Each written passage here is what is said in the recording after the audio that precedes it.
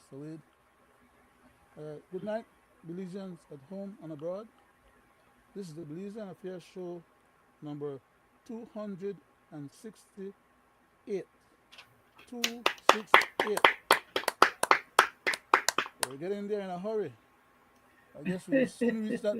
We'll soon reach that threshold of 300. 275.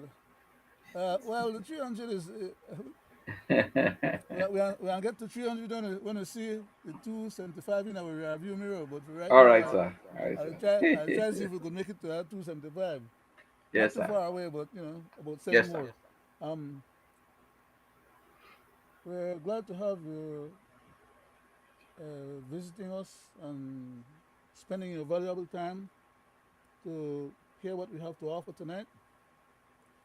We have just gotten through the silly season, and therefore don't expect us to be involved with any more silly season's activities. That is to say, just being silly for silly sake sometimes, because we knew that the the previous government would become the current government as we are now realizing, and so we're going to move on.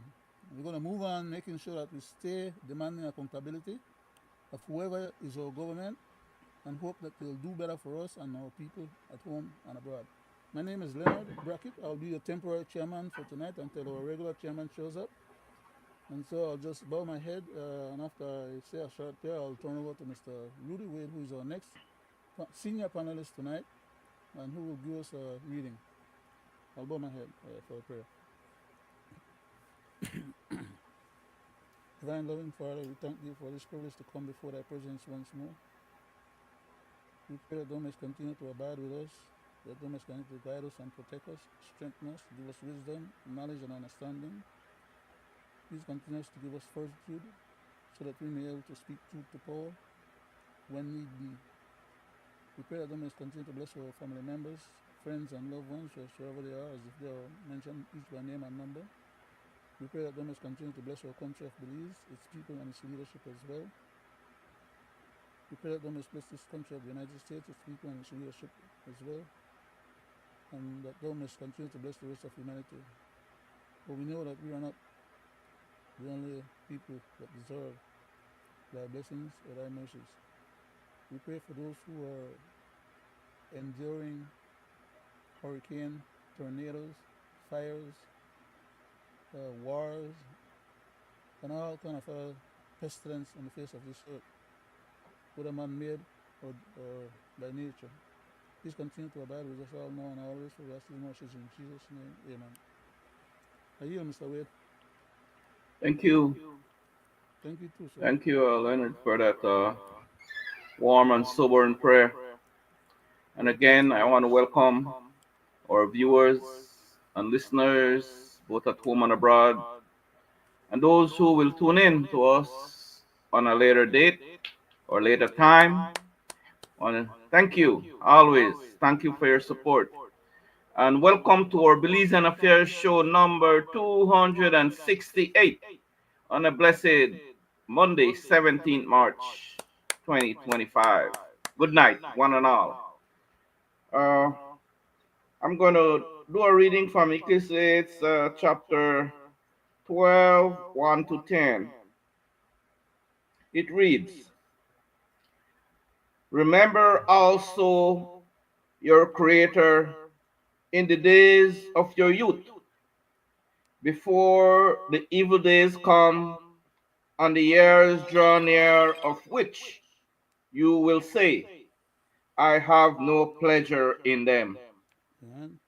Before the sun and the light and the moon and the stars are darkened, and the clouds return after the rain, in the day when the keepers of the house tremble, and the strong men are bent, and the grinders cease because they are few, and those who look through the windows are dim, and the doors on the streets are shut. When the sound of the grinding is low, and one rises up at the sound of a bird, and all the daughters of song are brought low. They are afraid also of what is high, and terror are in the way. The almond tree blossoms, the grasshoppers drags itself along, and desire fails, because man is going to his eternal home. And the mourners go about the streets. Before the silver cord is snapped and the golden bowl is broken, or the pitcher is shattered at the fountain, or the wheel broken at the system, system, Kissing, yes, sir. system, and the dust return to the earth as it was, and the spirit returns to God who gave it. Vanity of vanities, says the preacher, all is vanity. Beside being wise, the preacher also taught the people knowledge, weighing and studying and arranging many proverbs with great care. The preacher sought to find words of delight, and uprightly he wrote words of truth. Amen. That's my reading from Ecclesiastes chapter 12, 1 to 10. Will you do a 60 seconds public service caution for the road runners and Thank people you. who are drinking and driving, sir, and whatever else not? Well, the sad situation in this country doesn't change. I could say this again, those who are using our freeways, our highways, our roads, uh, you know, outside the city, in the villages, be mindful, because, the roads are terrible. Lots of accidents, continue to happen on a daily basis, and crime and violence seems to be the norm. So be very mindful of your neighbors, look out for each other, Amen. and don't forget, the dry season is here. So all the little villages and all the streets that they had packed it with that dust material called white marl will be more stronger. The dust will be more stronger in your homes. So please take care of yourself. Wear your mask. Sometimes one wonder, how your children get sick all the time with respiratory disease, respiratory problems. You know, there you go. That's one of the causes. The dust that these kids inhale on a regular basis, on a yearly basis, because our leaders have no vision. They just do quick fixes, and think that it's okay, and the people must be satisfied with it. So I'm not talking nothing that is not happening. You see the dust in your homes, in your streets, in the towns, in the villages, on the highways, some parts. They don't have a vision to find another material that will be more health, con- you know, health conscious. You know, um, the white mall is a cheap. They find it so cheap. And they find it all over. So that's what they harvest. Um, are they going to change? No. So the cycle continues. Um, to our farmers, you know, I wish you all the best with your crops in this dry season coming. You know, it's so sad that what you go through. These poor farmers. Um, you do the best you can in providing our produce, but again, also be mindful of the poor people that buys your produce. So the constant rising of your produce, I can see a little, but when one goes to the store and buy a plantain that people use regularly for 75 cents, or one lime that is widely used is in this country for 75 cents. It's you know it's back to question. I call on the authorities, to bring the price of basic goods down. you know it's just keep rising and rising. Bring the price of gas down. Just keep going up. uh, and no one seems to care. The basic food items at the grocery store, no one seems to care. They vent a lot that they care, but in reality, they don't. So I pass it back over to Mr. Brackett, so he have something set up that he want to bring forward. So, but yeah, the situation in the country remains the same. You know, you see the after election. We are in after election mode. Some of us are happy, and some of us are sad today because everything is back to normal.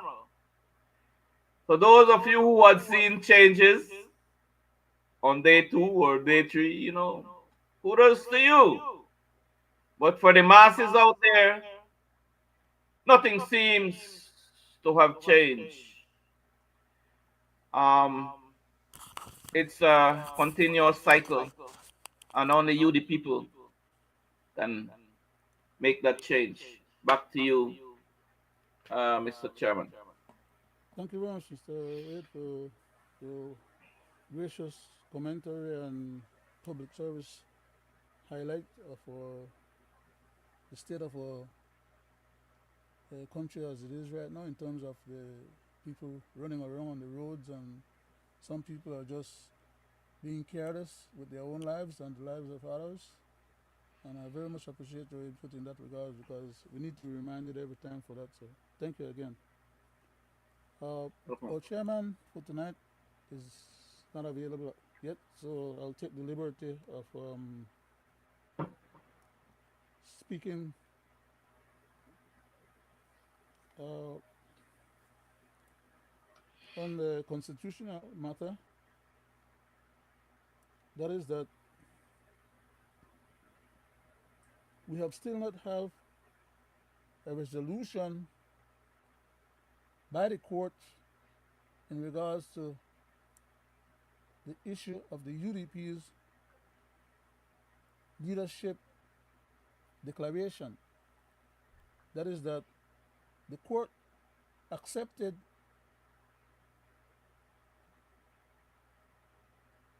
two requests, one for an emergency ruling in regards to the headquarters of the UDP by a bunch of numbskulls who were, on that particular instance, trying to power play the courts into getting the court to rule urgently on their behalf, while at the same time misleading the court under the premise that they were not aware that the highest power of the UDP, as per the constitution of the UDP, had already spoken to that matter. And therefore, the court entertained the first instance, that is, for them, while not being in a position to have been granted that order, entertained and granted them that order under false pretense and pretext. To me, that was a mischief making effort because had the court wanted to make a ruling on that matter expeditiously within the context of the same timing that was being requested by the litigants, the, the, the, the people that took the matter to court in the first place, the court could have set up, it could have given them the temporary order that they did, but realizing that the matter was of that much of a serious consequence to the country as a whole, could have set an expedited date for a couple of days after or a week after or whatever the circumstance may have been seen adequate enough in the eyes of the court, who would have been exercising a judicial temperament to deal with a substantive matter and not put it in abeyance until after the election, as we are now finding out is the case. That is, that the election has already happened. The people who duly deserved to have been recognized were not recognized, and the court held that matter in abeyance. That is, that unless the judge said, unless, well, not unless, but the judge said that he was going to uh, rule on that matter on a date yet in the future. And that date never came. We're still here today, and that date has not arrived yet for the hearing of that issue to be. But in all, for all intents and purposes, what I'm trying to get at is that the court, had the court been doing due diligence and was what you call had a proper judicial temperament, not only would they have done what I previously said, that is to give a quick order, a quick ruling, a quick review. The court then also would have not played politics or entered into the political fray when in fact the Constitution of Belize, I'm not sure if that particular judge sitting on the case at that time was fully appraised of and or fully aware of the fact that under the Constitution of Belize, the court had no such jurisdiction to enter into tampering with political affairs, because the Constitution says that that is the purview of the organizations.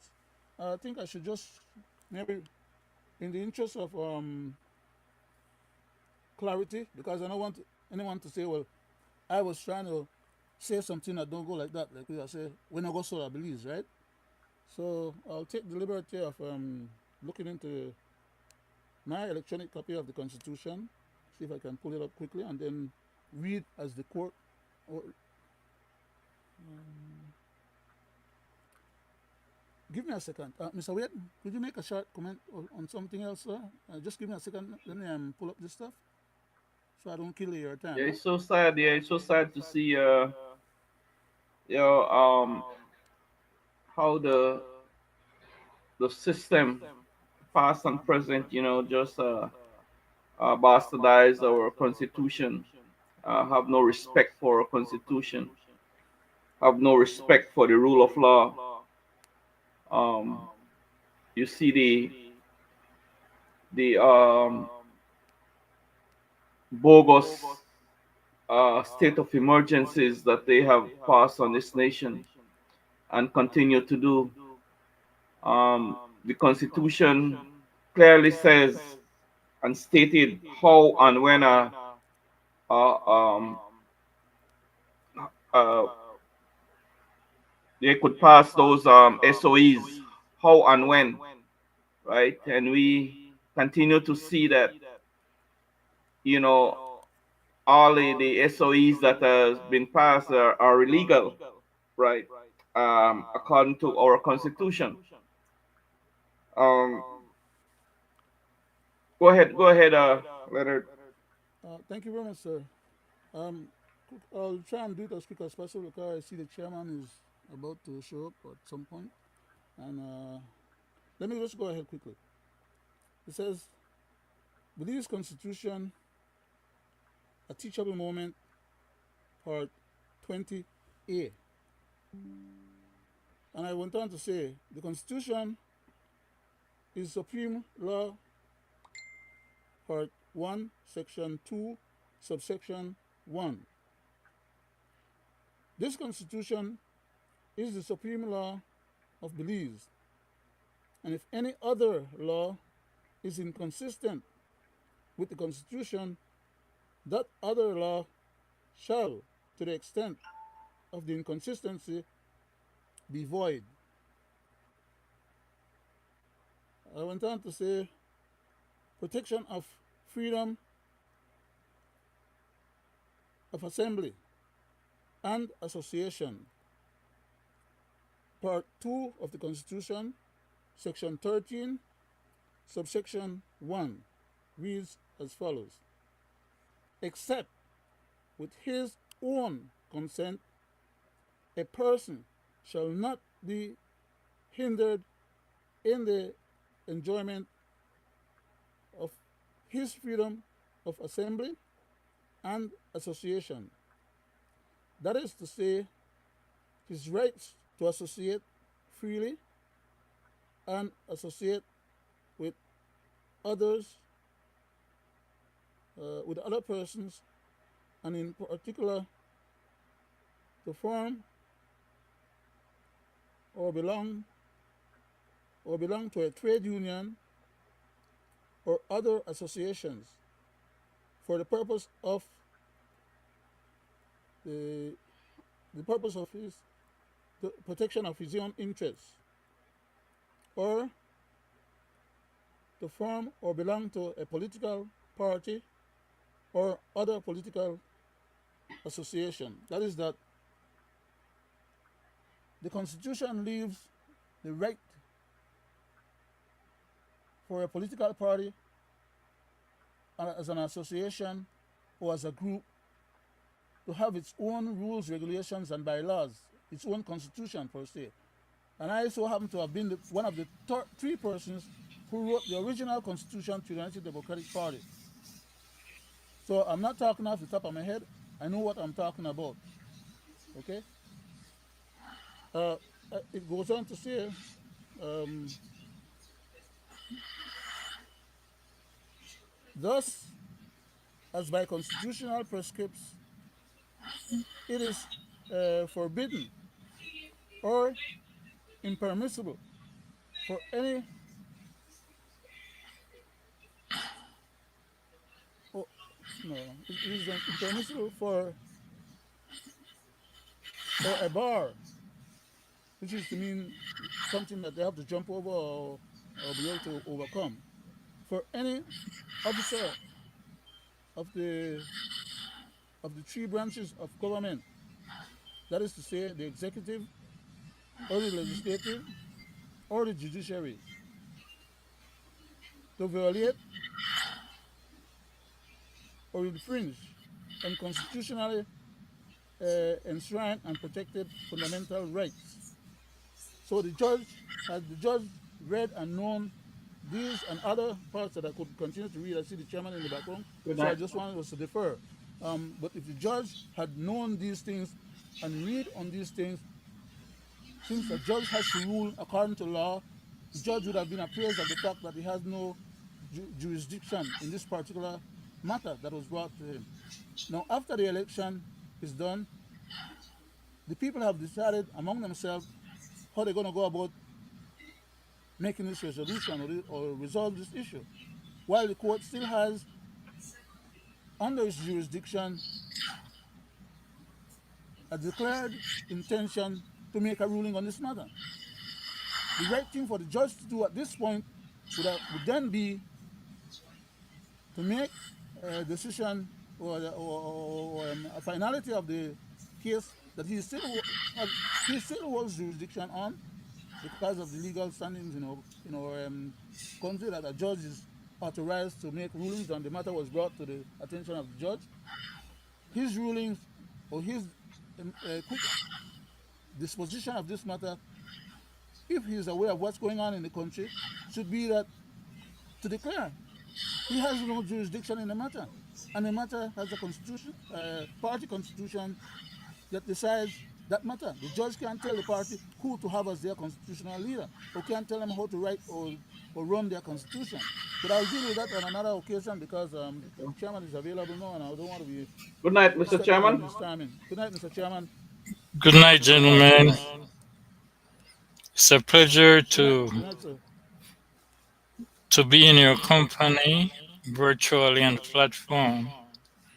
Good night to the people at home and abroad. We thank you for tuning into this, our 268th episode of Belizean Affair.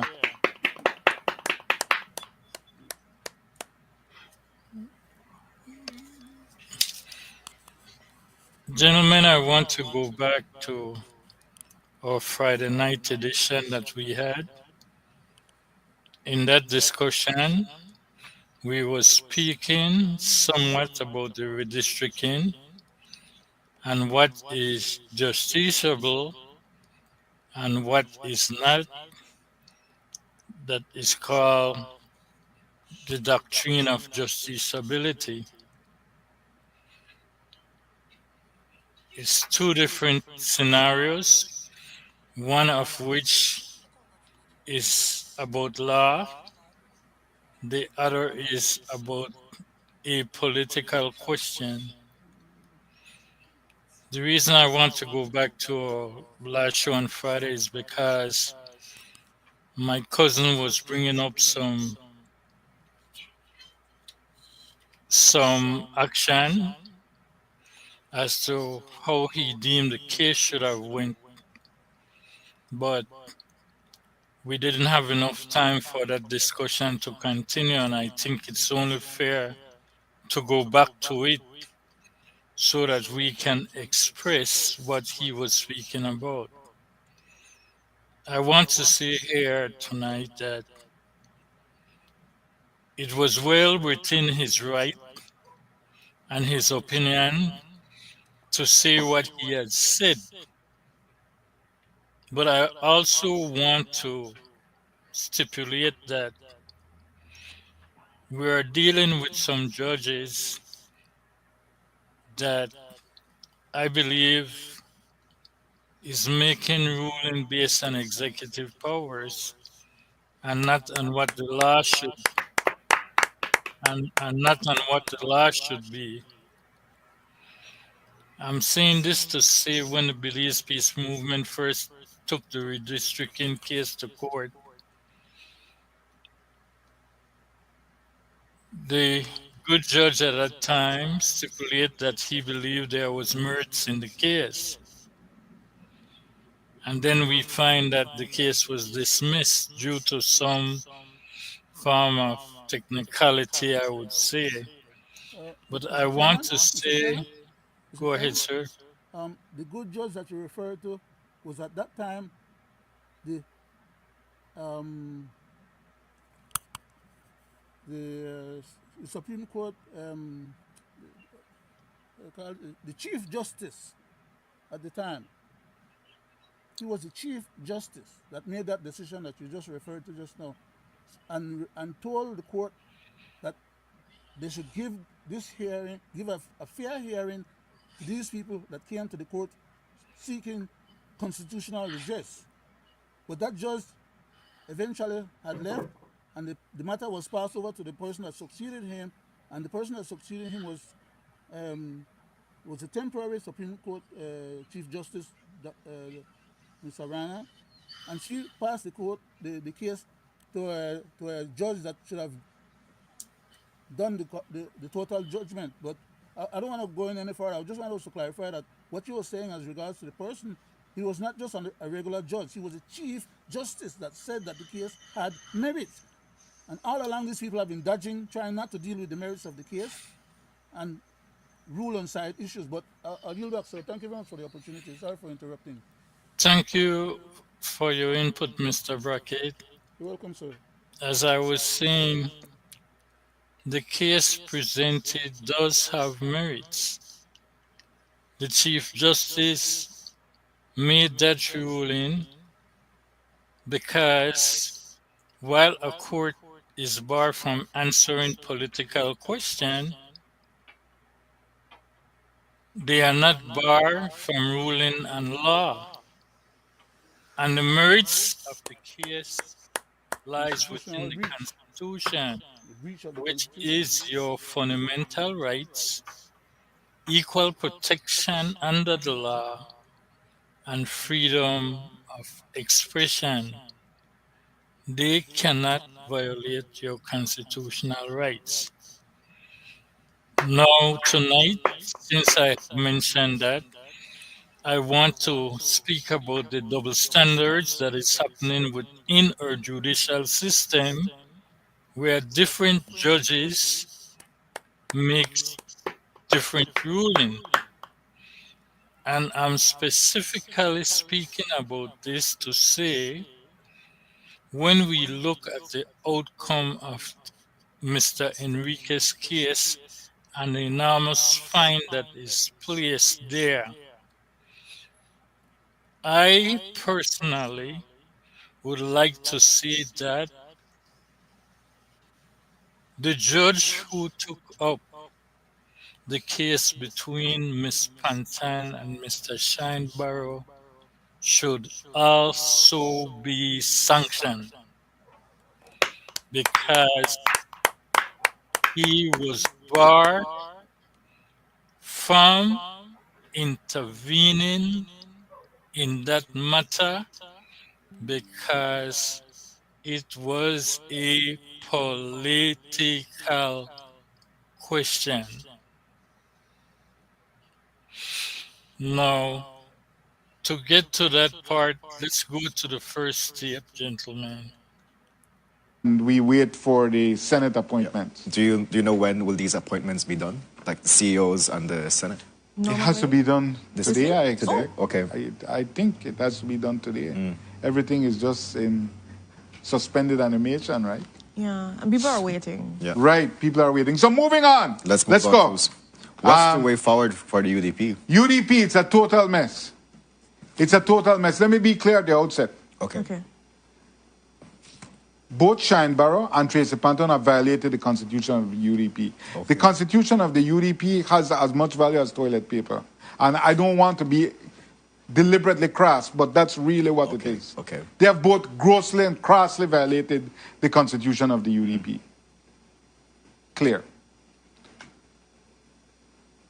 UDP right now is in the clutches of a mad king, Shinebarrow. He's now a mad king. You know, I interviewed him on Friday, and You did. brother, he's a tough cookie. Yeah. And it's going to be hard to dislodge him. The only person who can dislodge Shinebarrow, in fact, nobody can dislodge Shinebarrow. Let me clarify. Yeah. Is Mike Perfeet, the chairman of Shinebarrow's UDP. Because now we have one UDP. I'm just saying, if they both violated the Constitution, you just have to accept the state of play as it is. And say, okay, we are viewed by the public very dimly. 20,000 fewer voters voted for us in this election. 20,000. That's a huge fail. In only 128,000 came out to vote. Yeah. Right? Okay. So it should have been 150. Right? Even though the voters did grew by 12,000. Let's say 22,000 more would have voted for UDP. That's a huge chunk of people that have no confidence in you. So now is not the time to quibble about, well, you may do this and I may do that. Yeah. You have to let bygones be bygones. The people have spoken. The UDP is so lucky to even have 5 seats. But according to Shine, the UDP got 2 seats, because that's his UDP. The Alliance for Democracy have 3 seats, right? Okay. You're talking really diseased thinking. The people have spoken. All the UDP can try to do is say, let us just hold together and try to rebuild. Bygones must be bygones, but not for Shinebarrow. He's intent on going to court. Yeah. And you know what? Even when the great and mighty court speaks to adjudicate a political matter, You don't think the next side gonna appeal it? And if they lose the appeal, you know where the next side end up? CCJ? Yeah. And after CCJ, we're going straight to God. So when it end? It will never end. That's why I'm saying the disputation. Gentlemen and people at home and abroad, I play the tape Greg, because Greg, do you have any more of the tape available? Because I was trying to get you on the phone to ask you if you could play the whole sitting that he did. No, I want to sack him for some of his nefariousness and his cute whatever. But I would have liked for more of the tape to play. If you have it, if you don't have it, it's all right. I was trying to get you on the phone so I don't disturb the program. No, but I couldn't get you in time. no, I don't. Okay, that's all It's right. segments. Yes, sir. That's all But right. I play the tape to specifically brought up where Mr. Vasquez talks about them going to court. And if the court rule against one and it will continue, it will go to the CCJ. I can say this right now and here. Those court will not entertain that. Again, they are barred from answering political question. There is no court that can violate the Belizean Constitution when it comes to freedom of privacy and expression to private entity that has, like the UDP has, its own constitution and say we will pick who is supposed to be the leader. They cannot do it. These media hosts need to start to say it instead of they continuously trying to cause mischief within these two individuals because the court is barred. And before I prove that, let's hear from you, Mr. Wade. Thank you, Mr. Chairman. Um, from onset for over more than a year now, we've been talking about this, and we see where it ends up, right? And I personally have said that the court have no right to be entertaining Shine Barrow and Miss Tracy Panton in their political baby fighting, when they could have been hearing other cases that been sitting for 5 years, 6 years, 7 years, 10 years. But look what they're entertaining, right? A childish situation with Shine Barrow and it's like a little boy crying for candy, right? So sad how that dude behaves. And he think that it's okay. I don't know. I don't know what give him that impression that what he's doing is okay and the people love what he's doing.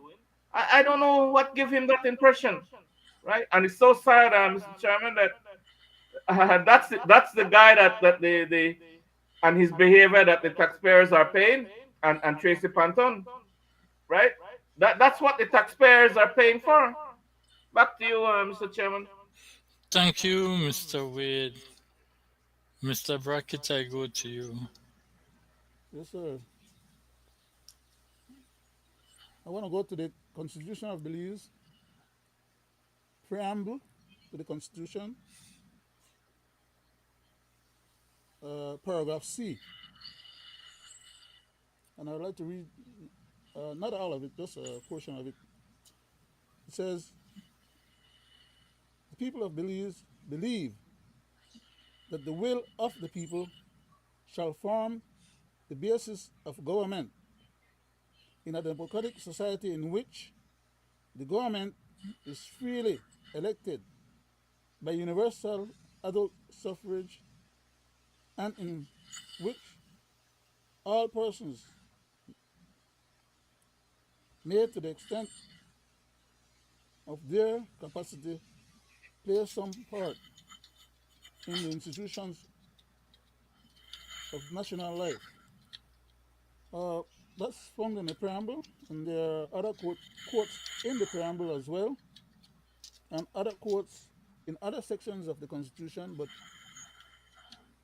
I want to go to the point on the tape that you just presented because, as you said, we might be playing other parts in sections. Um, I don't want to be unkind to Mr. Jules Vasquez because the gentleman is doing a yeoman's job in terms of at least being a public advocate instead of only being a business person, comparable to the rest of other radio stations who, unless they get paid, won't advocate anything on behalf of the country or its people. So I give the gentleman some kudos. But I don't think I should leave or let him get off with some of the extraneous statements that he was making just now because they don't all comport to the truth or the facts as they really are, rather than how he would like for them to be. Or maybe that's how he understands it is. But he's erring in quite a few of the statements that he made in regards to saying that the UDP is for all intents and purposes non-existent. That is not necessarily true. He knows enough history to know that that's not a factual statement. He may not know, as we have been saying on this particular program, and I just referred to earlier before the chairman came on, about how the judges are making these bastardized ruling and getting into political issues. And I have a lot of background in terms of where the information that I garner to make the statements that I do. So I could actually go and explain how is it that that judge probably arrived at that conclusion. He didn't arrive there on his own or just on the basis of law. Because like I said, if he was going to arrive there on the basis of law, he would have known what I read. And if he had known what I read and still entertained the idea of giving back the headquarters to Mr. Shine, who at that point and time was not legally entitled to be having possession of it, or he would not have ruled or said or kept the case in abeyance for days and weeks and months. As of right now, still haven't made a ruling on that particular case, even after the election is finished. For all intents and purposes, now he can justify coming out, declaring what he should have declared in the first instance had he been appraised of what he was supposed to deal with, because no judge is supposed to make a ruling either temporary or emergently without knowing enough of the facts. So on that point, I believe the gentleman did not have adequate judicial temperament in terms of deciding to make a ruling on issues that he had no command or facts on, or at least not enough for him to have been able to make such a ruling. Secondly, for him to have gone ahead and hold the case over until after the election. That's far beyond just bastardizing our constitution. That's political mischief making. We all know that UDP may not have won the election or would not have probably won the election, but that was for the system or democratic system to sort itself out, not for a judge to play hanky-panky on behalf of politicians to keep an issue like that unresolved, because had he not getting himself involved and had he declared rightfully that he had no jurisdiction and could not make a ruling on that matter, or if he was going to go ahead and do so, do it within a timely basis, he would not have been in the situation that he presently is in, that is to say, having egg on his face. He may have his salary continuously because, he served the government's purpose. So the government is not going to fire him. I know the Attorney General who brought him in will not take away his contract because he served the interest of the government.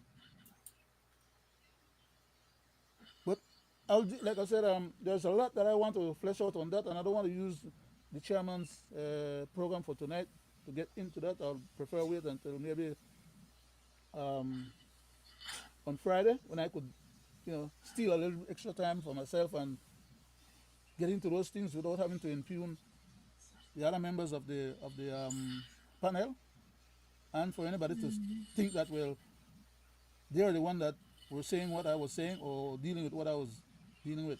So, Mr. Chairman, I'll yield back so you can play the other part of the tape. And there are other comments that I would have liked to make, but I don't want to, like I said, greed up the opportunity. You know, we only have so many minutes to play on. Thank you very Thank, much for the thank opportunity. you, Mr. Brackett. You're welcome, sir. Now, people at home and abroad, as I said before, the judge who entertained that case should be sanctioned. Because now I will play a tape that is a bona fide proof in both scenarios.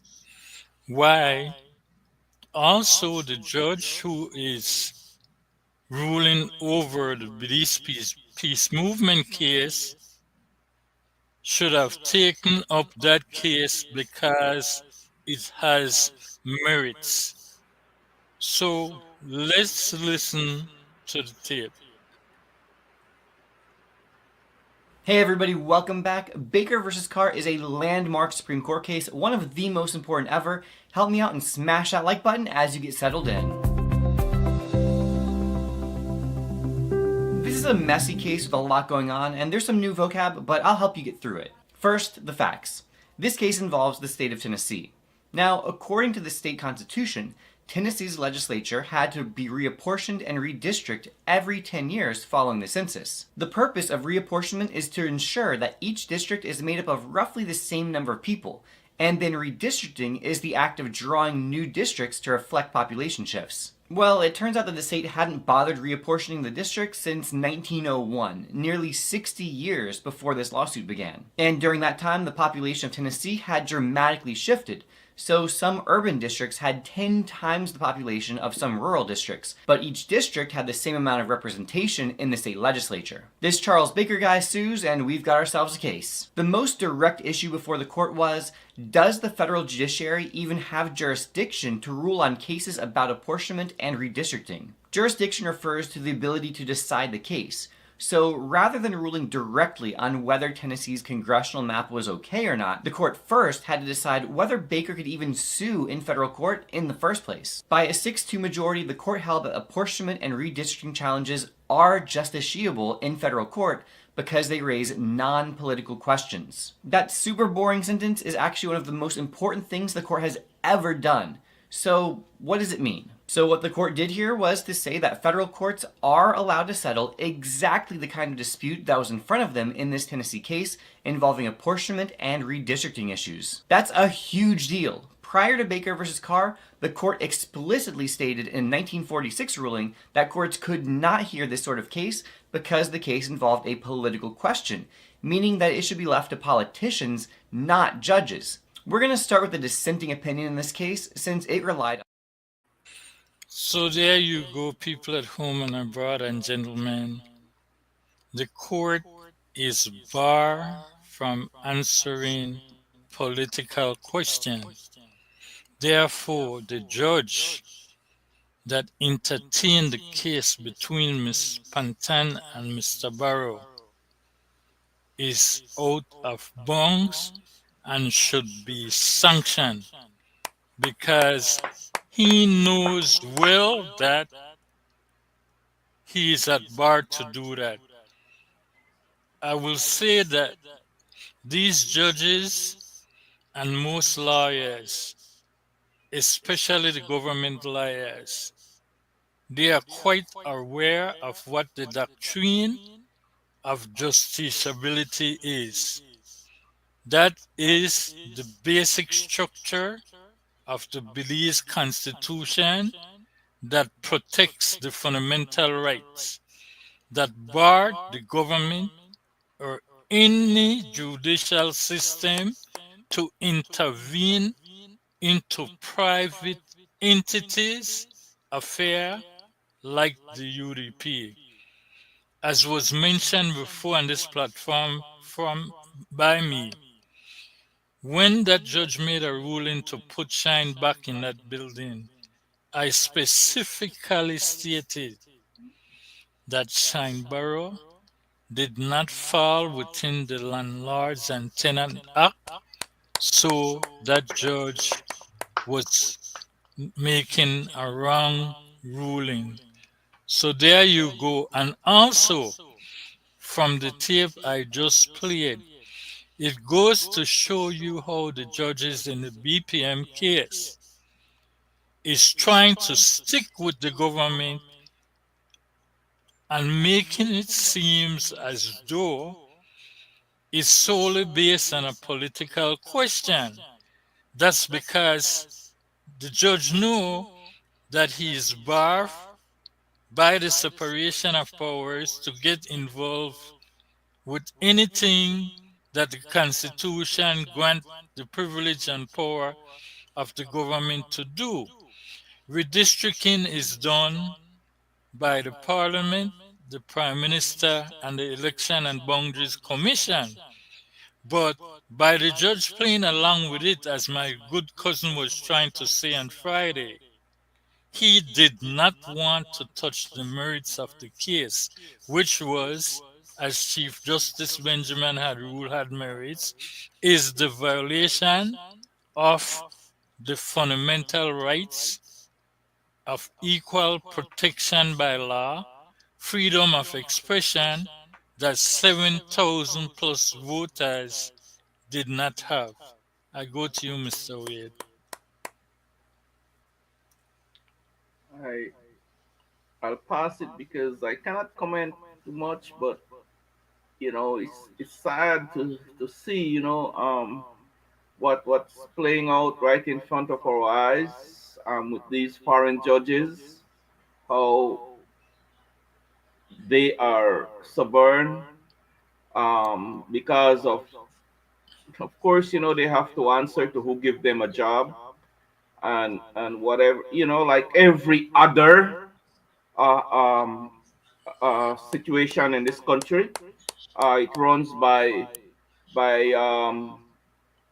the powers to be, which it shouldn't be that way. It runs by politics. Whoever is in government, it shouldn't be that way. And this is how this country is run. How are we going to change that? You know, personally, I have been talking about one issue that I do not like of importing. I got to choose my words carefully of importing these foreign judges who do not know our constitution, have no experience, have no knowledge, are not trained in our constitution. They have knowledge of a constitution from a country that they came from. So some of them come here and try to inject whatever they know about and bastardize our constitution. And then some of us who sees it wrong and are trying to tell them that it's wrong, right, run into problem because the very same attorneys, in this country will fight one that trying to tell them that the people who import in this country are bastardizing our constitution. So they try to silence us and we look like the bad people, right? So it's a lot going on here, Mr. Chairman, and I have said previously, and I will die saying it, we need to start to have our own people, our own judges, our own people who are versed, who are living, who knows about our constitution.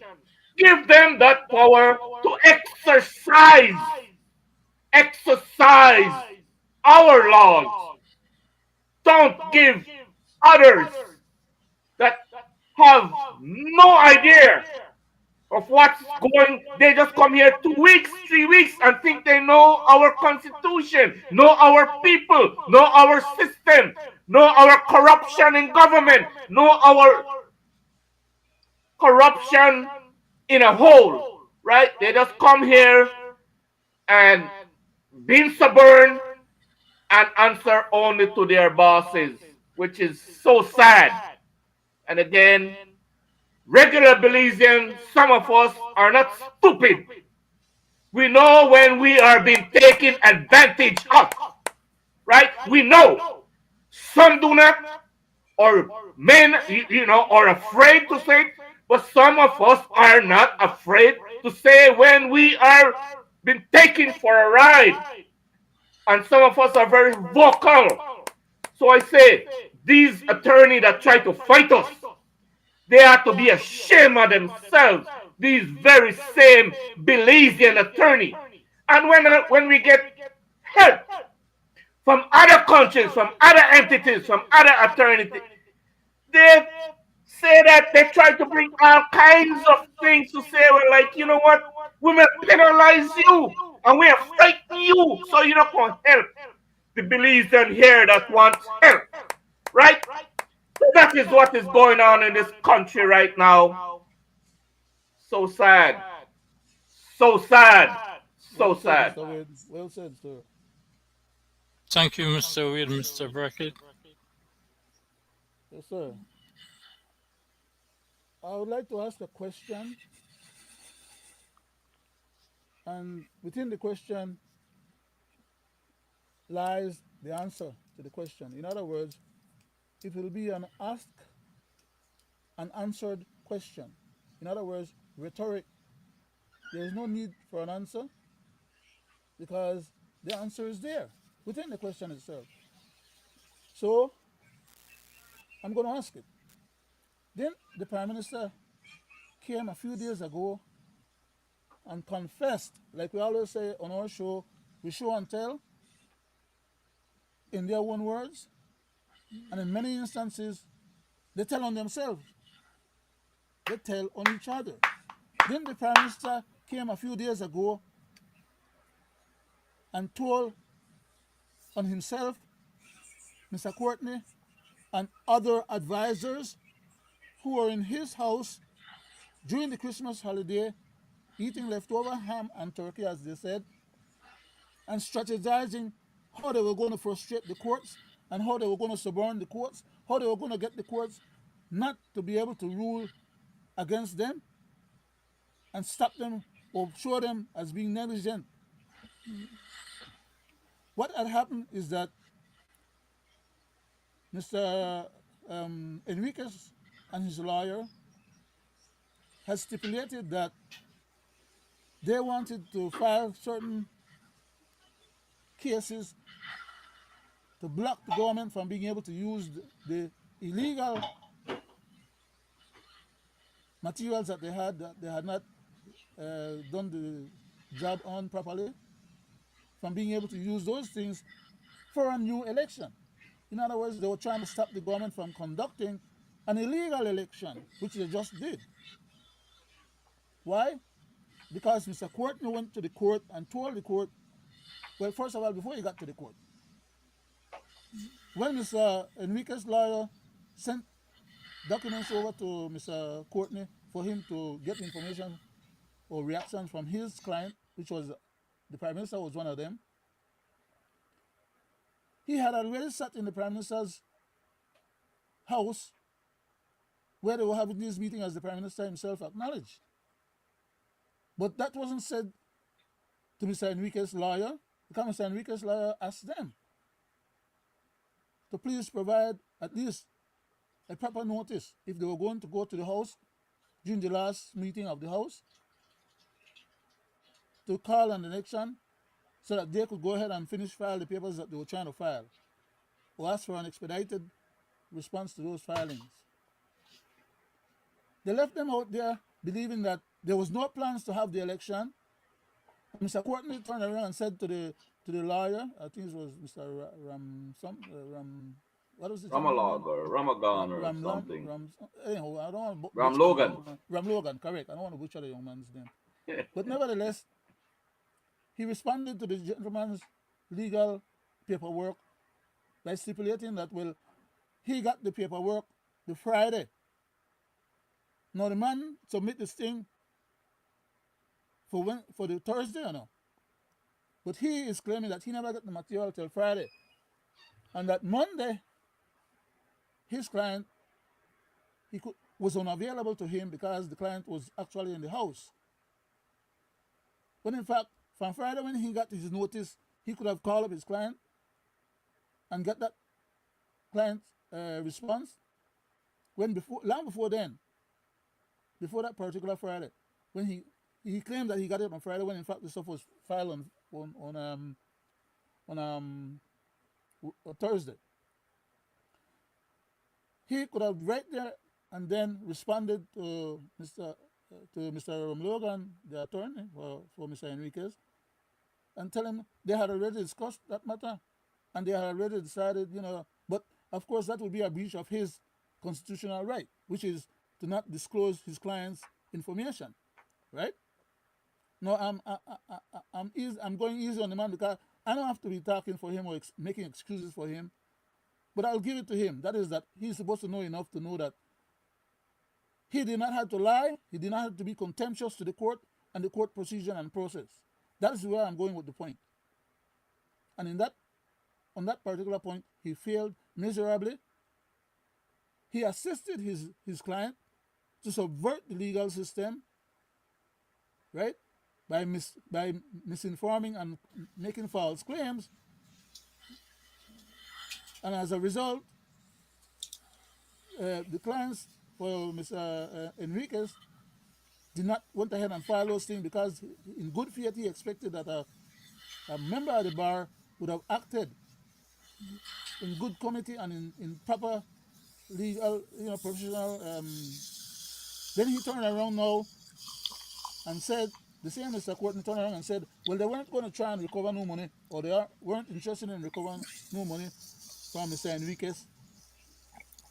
And then later on, we now know that he had actually filed, based on his own intimations too, that he thinks that Mr. Enriquez's lawyer should be penalized. Why? Because he dared to come to Belize as a foreigner to come and help local Belizeans get legal services that local Belizean lawyers were not willing to provide.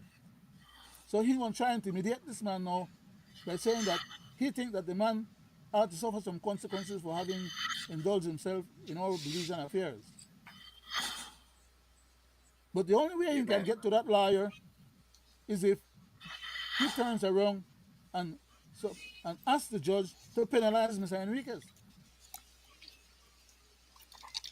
And by penalizing Mr. Enriquez, he can't then penalize the lawyer because the lawyer did not do anything illegal other than represent his client, just like how he is doing illegal stuff and representing his client.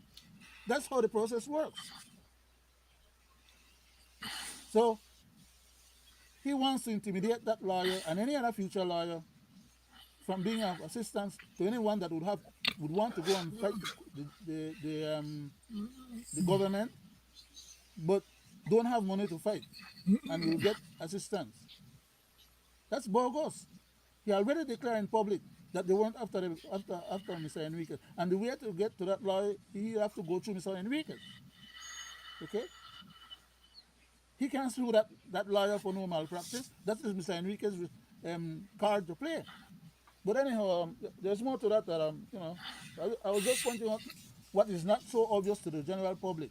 How these guys play fast and loose with the system. And they are corrupting our system.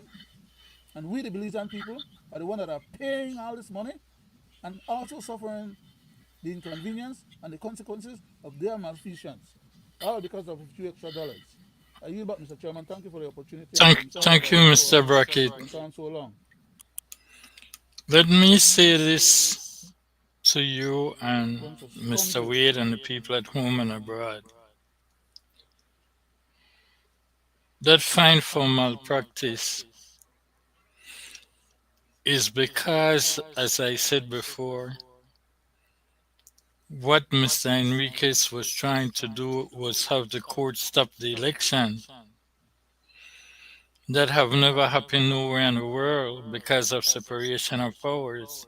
But that is not malpractice, Mr. Chairman. That is not malpractice. The malpractice came, sir, because he knew that the court could not stop it. And then he turned around and filed a separate injunction. But I'm saying this to say, right, if we want to speak about malpractice, there is not one of us as Belizean in this country who can hold our Attorney General and our Prime Minister for malpractice, of which the Prime Minister is not an attorney Because when they both got up and said that the PCC Act also have a referendum act, Right? that is malpractice because they It's a know lie. A lie to the public. they are quite aware They're that good at that. there's only one constitution. Exactly. Mr. Wade. Again, you see what is only good for the goose. What is only good for the goose, right? Only they can do and do and do and do and get away with it. Past and present, past and present system. They just continue to run this country the way they want to and how they want to. And the people, you hear them say, oh, the people gave us that mandate, right? They don't say how they come to that mandate. They don't say how they derogate our constitution. They don't say how they bastardize our constitution. They don't see how they play around with our election and boundaries department. They don't see how they suborn our voters, right? Disenfranchise them in every which way, right? They don't see how they have our Belizean people poor and dependent, especially on election day, especially on election day in this country, right? And then you're gonna have outside entity to come here and without, just like the judges, that the judges that we import, we have people from the OAS come here religiously, and eye closed, do not see these gross violations, do not see these illegal and not fair election. They don't see the corruption in the electoral process. They turn a blind eye and they go and they make all these statements, right, for the world to see, oh yeah, they are just witness Belize with a free, fair, and democratic election. Right? That is what is put out there by them, which is so wrong. Right? They come here 2 days, 3 days, and oh yeah, election is free and fair in Belize. No hanky panky. No, nothing. And it's all done democratically. Right? That's the scenario. Right? So I call on them, they could still sanction Belize the same way they did Venezuela. Right? Do not recognize the election held on March 12th. Right? They could do that. I mean, based on all what is out there publicly, right? For the public to see all the nasty things that happen during an election process in this country, right? When will it stop? And you have a government that, oh yeah, any win is a win, right? You see the 2 guys out in that didn't even have no one to contest them. Is that democratic, Mr. OAS observer? Is that what we call democracy? Huh? And with less than 3,000 people, right? Each one of them. And automatically they are a winner. Less than 3,000. Huh? Sad situation in this country. But the fight continues just for the world and the people and the nation to know the fight continues. We at some point will have redistricting and we will have equal representation or near as equal representation. It has to happen.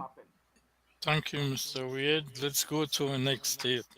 It's at some point we have to start being honest about our entire electoral system and the corruption surrounding it. Yes, definitely. But yeah, that's where we are.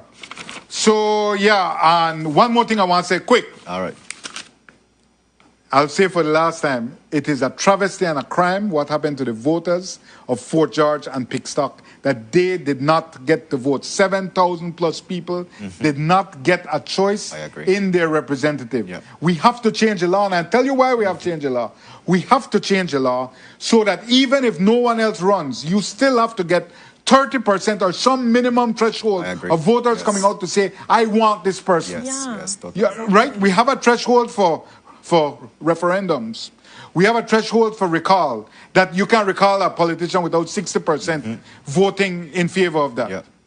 There must be a threshold to be a representative who is unopposed. Yeah. Remember that this law for somebody winning by default, these are colonial laws that were set up to enable people with money and power. It's a colonial system. Yeah. And so the system always errs on the side of the person with money and power as opposed to the people. So that winner by Yeah, default for sure. was set up, was created to facilitate money and power, Yeah. not the powerless Yeah. and the moneyless. Yeah. So that has to change. I'll tell you why it has to change. Because if some rich fool, and there are many of them out there, decides, you know what? I will buy the prime ministership. Per nomination day, or whichever day, I will just buy out all these political operatives and buy out 16. I just need to buy out 16. I just need to buy out 16. I just need to get 16 people $1 million each to stay home. And I can become the prime minister. Yeah. I can get my own country it's like a corporate takeover. Yeah. Right? Like a hostile takeover. Yeah, totally. So we have to take it to its logical crisis. Yes. And that is where that ends. Yes. When you can, and I'm not saying they bought out those divisions, I'm just saying somebody can do that.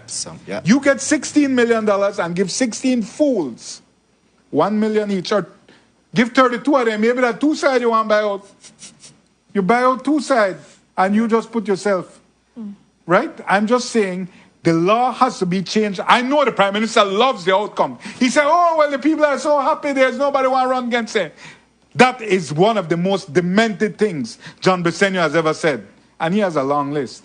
But I'm just saying, we have to be real and we have to change this law. Otherwise, somebody will turn our electoral system into a video game. Yeah. Yeah. Last word. Bye-bye. I won't be back for at least... Mr. Chairman, Exactly what I said. can I take a quick shot? Go ahead, sir. What Jules is proposing about changing that particular law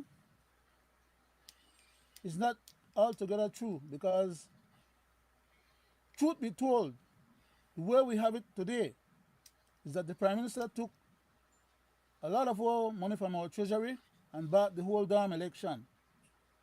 So even if you change the lead part of him to talk about, you still don't get to the point of evading and or stopping or blocking them from being able to rip off we want money, to buy the election from away, and to keep themselves in a power, as we have just witnessed just now.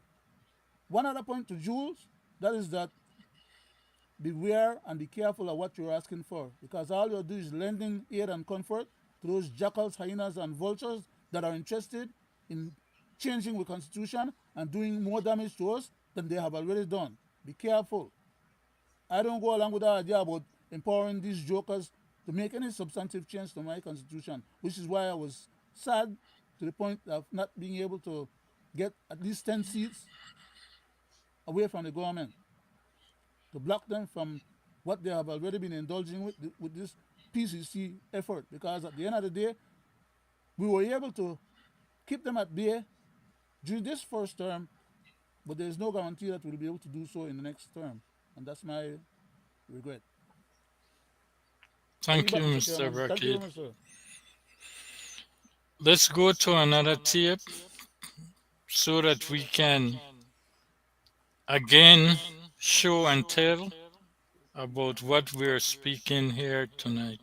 Well, hey there, and welcome back to Heimlich History. In this video, we're looking at another one of your required Supreme Court cases in the AP government curriculum, and that means it's time to look at Shaw v. Reno. So if you're ready to get them brain cows milked gerrymandering style, well then let's get to it. Okay, so first, as always, let's begin with the facts of the case. So back in 1990, none of North Carolina's representatives were black, and that was a problem because 20% of the state's population was black. So when it was time for reapportionment after the 1990 census, North Carolina drew one district which was majority black and then submitted it to the Justice Department for review. And then upon that review, the Justice Department said, we think you can get a second majority black district if you try real hard, and that's what they did. And the second majority black district came out looking like this. Now, just in case you don't study the shapes of congressional districts in your spare time, you might not realize that this district is, to use the technical political science term, wonky as heck. And when you see a district like that, it's an example of gerrymandering. Now, if you don't know what that means, let me just give you a quick definition because you have to know it to understand this case. Gerrymandering is when congressional districts are drawn to favor one group over another. Now, partisan gerrymandering is when districts are drawn to favor one political party over another, and I explained that in another video like this. Suppose you have 50 people divided into 5 districts, and 40% are Republicans and 60% are Democrats. If you draw the districts like this, Democrats will always win these 3 districts and Republicans will always win these 2 districts. But if you draw the districts like this, Democrats will win in every district. Either way, more districts will be voting Democrat than Republican. But suppose some wily Republican draws the districts like this. Then look what happens. Republicans will hold majorities in 3 of the districts, and now Democrats only have 2. So that's what we call partisan gerrymandering, where districts are redrawn to favor one party over another. But Shaw v. Reno isn't a case about partisan gerrymandering, but rather racial gerrymandering, which is when districts are drawn to favor one racial group over another. Now, the only reason any of this was an issue is because of a provision in the Voting Rights Act of 1965, which said that if certain states change their districts, it must first be approved by the federal government. That's why North Carolina was sending their plan to the Justice Department to begin with. Okay, so what was the constitutional principle at stake? This case was argued on the merits of the Equal Protection Clause of the 14th Amendment. On one side, those citizens in Shaw's group argued that the Equal Protection Clause was violated because the districts were drawn only with race in mind. On Reno's side, they argued that the Equal Protection Clause was not violated because these districts were drawn with the intention of helping black residents who had been the object of historical discrimination. So think about that carefully. Some residents are complaining that these districts were drawn for the sole purpose of electing black representatives to the legislature, and that's wrong because the Constitution is colorblind. And the Justice Department agrees. Yes, these districts were drawn to favor one race over another, and that's okay when the race under consideration has been one that has been marginalized in the past. So the Justice Department isn't arguing with their interpretation. Yes, by a strict colorblind reading of the Constitution, this is wrong. But the argument goes, the Constitution ought not be colorblind, and we ought to favor the marginalized where we can in order to create a more equitable society. Okay, so what was the decision? Well, the court ruled against Reno and the Justice Department, arguing that while these districts may have been drawn with noble intentions, districts drawn only based on race were unconstitutional because it sets a dangerous precedent. Like, if this iteration of racial gerrymandering were approved, what's to stop the majority races in power from doing the same? Thus, yes, the Equal Protection Clause of the 14th Amendment was violated by these strange districts. So that was the decision. Now let's look at why the case matters. Shaw v. Reno set a precedent for future cases involving racial gerrymandering, and to this day, districts cannot be drawn only with the intent to gather those of the same race into voting districts. And this has been challenged on several occasions over the years, and the decision still stands. Okay, that's what you need to know about Shaw v. Reno. If you want some more videos covering the required cases, then click right over here and all your dreams. Now, gentlemen and people at home and abroad, let me express why this case was that important and why it is important for redistricting. Because of exactly what this man is saying. In some rural area, in the south, in the west, you have only Spanish-speaking people who favor the government. So when you go to those areas, the present government will always win. There's no black people in those areas. So this is why redistricting is important. I go to you, Mr. Wade.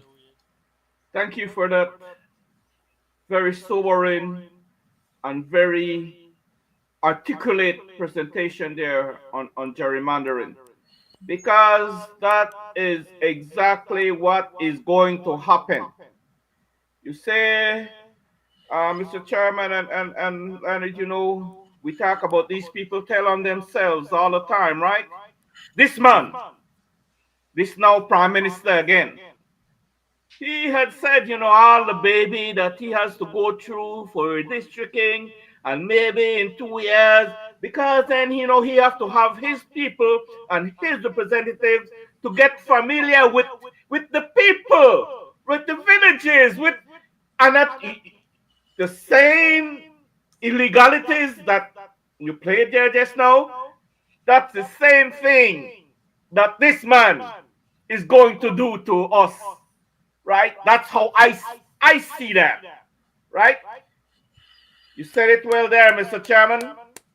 The people in the West, the people in the South, and you hear what he says, he has to have his representative to get familiar with these people, right? And it's going to take 2 years, and we went through that over 2 years and all that. And when you, Mr. Chairman, and then we showed them, 6 days. we Six said hours. 3 hours, but you give 6 them hours. 6 hours. Yes, sir. And the past, their very good attorney, Mr. Marshallek, says, you know what? There are softwares and it's easily be done, and it doesn't take a lot of time, and he schooled them. He schooled his party, right? When the UDP was in power, right? So there you got it, right? Now you have this attorney, and now he's the unelected prime minister in this country, right? He says, like, yeah, he will fight tooth and nail for that not to happen, right? So, like you says there, Jules, thank you. I say, because some things are rub off for what we say, right? It rub off for you, right? So thank you for saying that the man a liar man in so many words. And who should believe him, right? Only, like I always say, it's only his fanatics, his base, his family, friends, and crony believe that man, right? The rest of us fools, like me, you, we are fools, right? We don't believe him for being, although we are fools. Well, I don't want, right? Not believer, right? That man is going to make a mockery, Mr. Chairman and Leonard, and I'll close with this. He is going to make a mockery of our redistricting process and a gerrymandering of the whole thing to suit the People's United Party, right? And I say this lastly, if the people do not sober up, the PUP will win again, because they will have access to all the money, all the government, and nobody will stop them, right? Nobody will stop them. So what will it take? What will it take, right? They know how to do it. They know how to suborn the government coffers. They know how to suborn the taxpayers' money. So on that day, they could distribute it as to how they want it. Happens past, and it will happen again, and it will continue to happen again until the people so allowed. Back to you, Mr. Chairman. Thank you, Mr. Wade and Mr. Brackett. Thank you very much, sir. Belizeans at home and abroad, I would like to contextualize a little bit of history with present day events. We have just seen the massive turnout and flag waving of the People's United Party, call themselves the Blue. The Blue this, the Blue that, the Blue everything. But that same blue and white flag that's been waved so much during this last election is the Guatemalan import. Okay? For those of you who don't know, I just said it. Now you don't have to believe me, so you can still pretend that you don't know. But I'll go a little further and explain to you. When they talk about Belize becoming a Central American republic, I hope I don't see that But anyway, let me stop this trap. What you're talking about is the blue and white flag that the Guatemalan politicians they use when they're having political activities and campaigns in their country is the same blue and white flag that Belize PUP party use when they are having political campaigns going on in our country. There's no difference. It's not like it has maybe 2 or 3 blue stripes or 1 or 2 more white stripes or whatever. It's the same, one piece of blue and one piece of white sewn together to make a blue and white flag. But I'll go one step further for you. Not only does Guatemala have a blue and white flag, El Salvador have a blue and white flag. Honduras have a blue and white flag. Nicaragua have a blue and white flag. Okay? And all those 4 countries, in addition to Belize, were supposed to have ended up with a blue and white flag, which was what initially was intended. The flag that we now have today was a compromise flag. That is that they wanted to get rid of the red, white, and blue Union Jack, and they wanted to condition the minds of the people into accepting a blue and white flag that most Belizeans would not have known was a Guatemalan import, to align us with the rest of Central American countries per se. Okay? What had happened is that the compromise was made, and the flag is a blue flag with a white circle and the coat of arms on that white circle. And they put a little red around the edges because the opposition demanded to keep some kind of red or some other color, other than we just end up with a blue and white flag. Had we taken off the edges of we flag, for all intents and purposes, we may end up with a blue and white flag just as well. Because that's what we have and what Guatemala had with their coat of arms on the blue and white flag. That's what El Salvador have with their coat of arms on the flag. That's what Honduras have with their coat of arms on the flag. And that's what Nicaragua have with their coat of arms on the flag. And that's what was intended for Belize to have with our coat of arms. Okay? Now, our blue turned out as another way of compromise, as a deep blue compared to the light blue of the other countries and flag. I lived 7 years in Guatemala, so what I tell you, I know something strange to me, or I just try to pick it out of my back pocket to tell people, to try bamboozling anybody, because that's not who I am or what I'm about. I studied 2 years at Peña Blanca College in Honduras. I've been in Salvador 9 months. I was the only black person in El Salvador at that time, back in the 1962 to 1963. Okay? And all the black people had been kicked out of San Salvador. I shouldn't even go into all the details. I'm just trying to say to you, or affirm to you, the basis on which what I'm saying, I have credence or credibility in terms of knowing the colors of these flags and knowing the histories of these communities. I'm saying to you, Belize is being subsumed, for those of you who understand the meaning of the word subsume, or should I actually say in a Creole, Belize, they get gobbled up by Guatemala, even without the ICJ, even without any kind of military conquest, or even without them having to aggress us on the seas and on the rivers, or on the borderlands. They are taking over the country because they are sending in massive amount of their population into free country, and the Salvadorians are doing the same thing. I pointed out, I think last show and the show before, that with this problem with taking the people out of America and sending them back to their country of origin, I pointed out that El Salvador is accepting back foreign people, but then they put them in a jail. And those Salvadorians don't want to go back to El Salvador. So many of their families who are living in Salvapan and many other parts of Belize will invite them to come and live in Belize. And what do you think will happen when enough of the MS-13 they end up to populate for we country?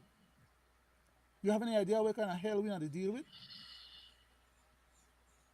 If we population, if we country, if we government not have the resource, the experience, or the knowledge to deal with that level of violence.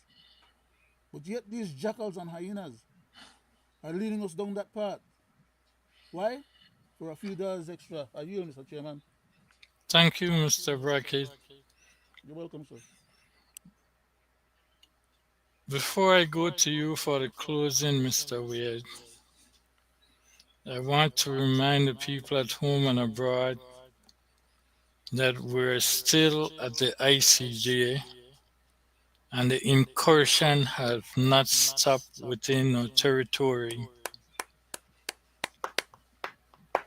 We can say that because of election, there is no mention of it, but the government has Yes, been sir. silent I on see it here. all these incursions, and they are also silent to the people as to how the ICJ is going. With that said, sir, I go to you for the closing, Mr. Wade.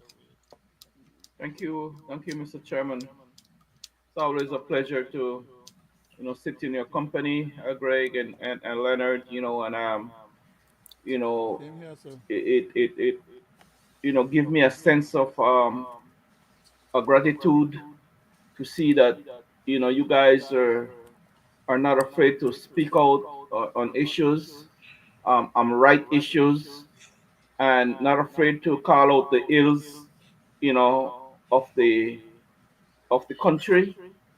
We hold no bars in speaking out, right? I commend you guys for that, and again, I wish more. I wish more of our people, and I wish more of the news um,